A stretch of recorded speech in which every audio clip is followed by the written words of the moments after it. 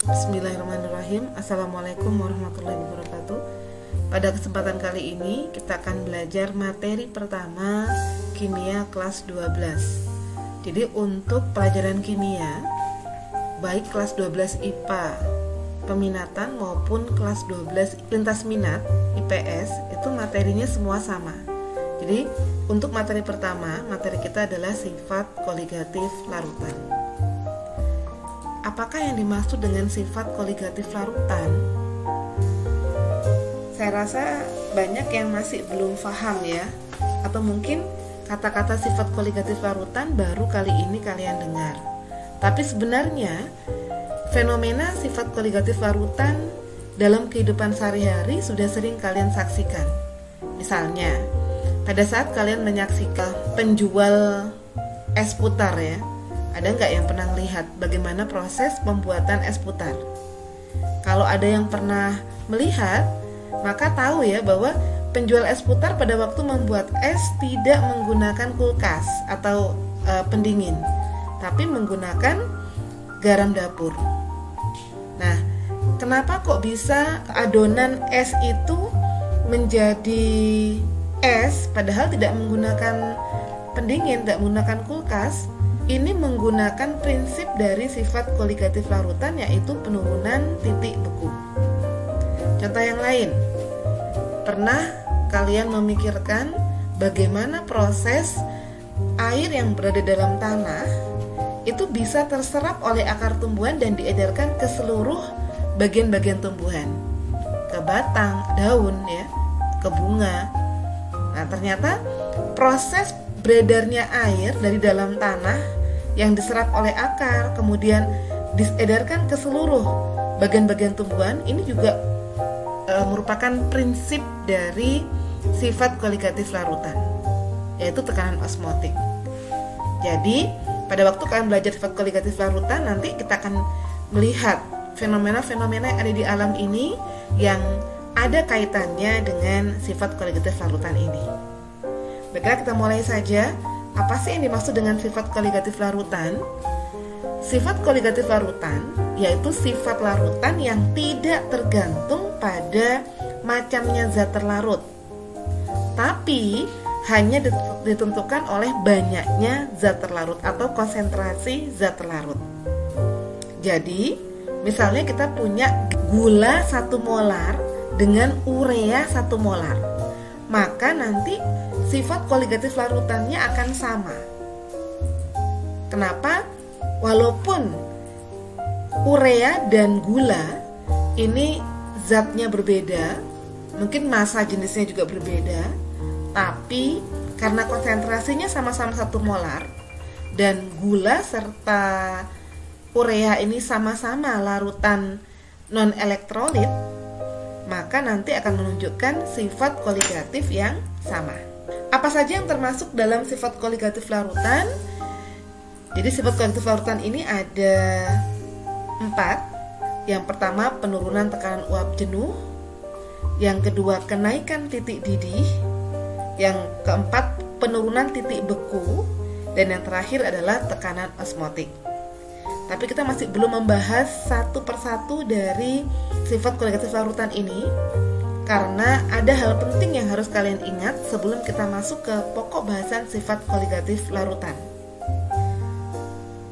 Perhitungan sifat koligatif larutan menggunakan besaran konsentrasi.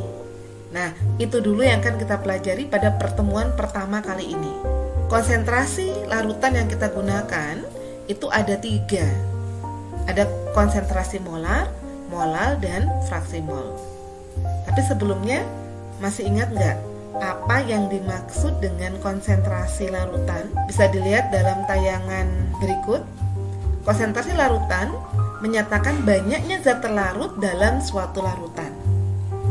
Dan untuk sifat koligatif larutan kita menggunakan 3 tadi ya.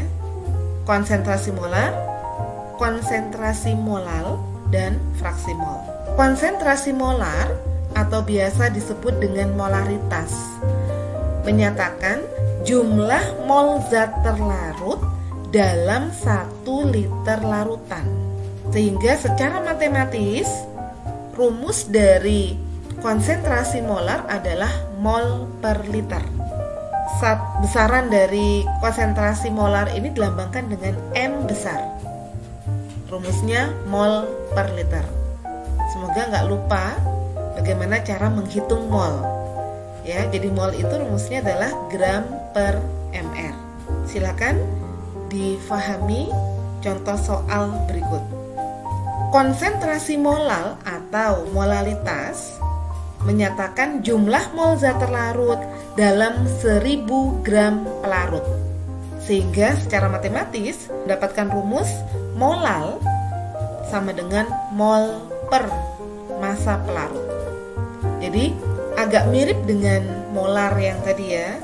Bedanya kalau molar per volume, kalau molar per massa pelarut kilogram.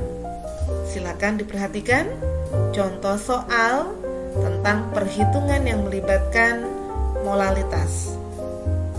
Fraksi mol.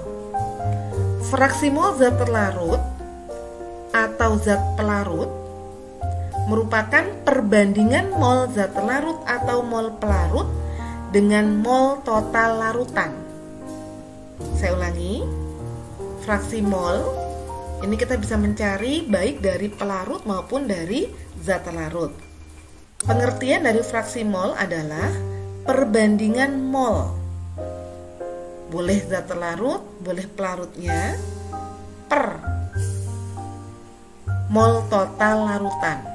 Mol total berarti mol terlarut per mol pelarut. Mol dalam kimia kita lambangkan dengan N kecil. Fraksi mol sendiri kita lambangkan dengan X. Berarti untuk menghitung fraksi mol, kalian harus menghitung mol terlebih dahulu, baik mol zat terlarut maupun mol pelarutnya. Sama seperti tadi, silakan kalian melihat contoh soal berikut dan difahami bagaimana cara menghitung fraksi mol. Alhamdulillah, materi pertama kita tentang konsentrasi larutan sudah tersampaikan. Apabila ada yang belum paham, bisa ditanyakan lewat chat di forum Google Classroom kita. Insya Allah akan Bu Sandra jawab. Dan untuk mengetahui pemahaman kalian, apakah sudah paham dengan yang dijelaskan atau belum, berikut Bu Sandra berikan soal yang terkait tentang perhitungan konsentrasi larutan. Nanti soalnya dikerjakan di Google Form yang sudah saya bagikan di tugas. Demikian materi kita untuk hari ini. Semoga apa yang tadi sudah disampaikan bermanfaat dan bisa difahami. Saya akhiri kelas kita. Assalamualaikum warahmatullahi wabarakatuh.